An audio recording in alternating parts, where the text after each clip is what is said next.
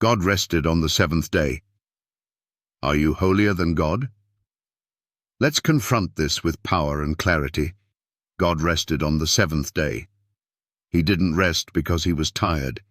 He didn't pause because he needed a break. He rested because he was finished. His creation was perfect, complete, and glorious.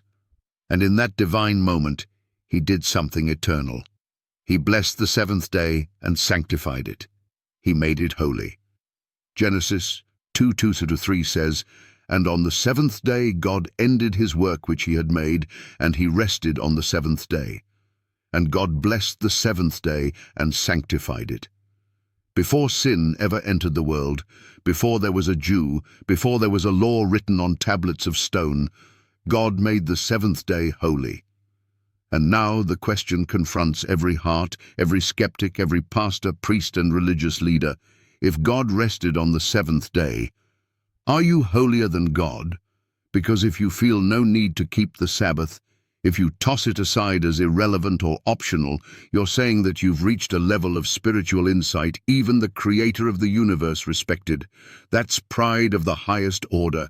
That's the spirit of rebellion dressed in the robes of religion. You say, "I worship on Sunday because that's the day we've always done it." But tradition is not truth. Custom is not commandment. And majority opinion never overrides divine instruction. The Sabbath, the seventh day, was sanctified at creation.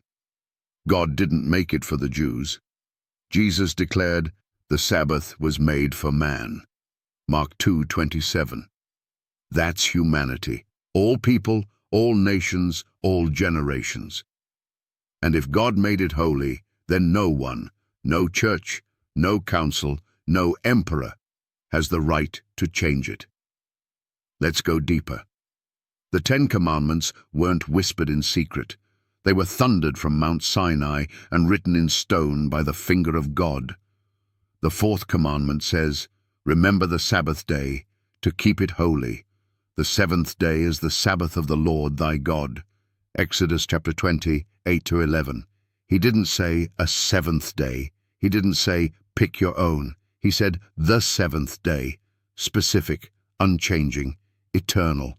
Yet today, religious leaders preach around it, theologians dismiss it, and churchgoers ignore it. Why? Because it's inconvenient. Because Rome changed it to Sunday in the 4th century and everyone went along. But God never authorized the change. So here's the raw truth.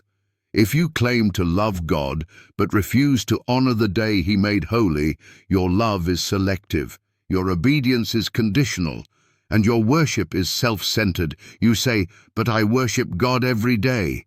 Great, so do I. But only one day was blessed and sanctified. Only one day bears the signature of the Creator.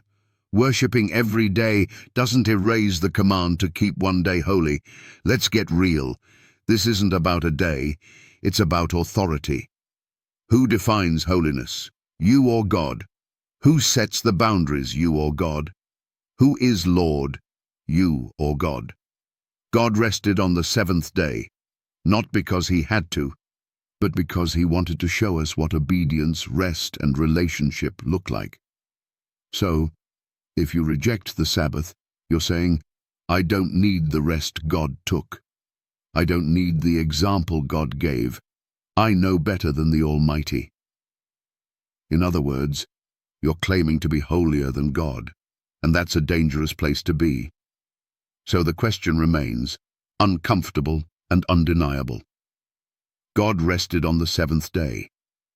Are you holier than God?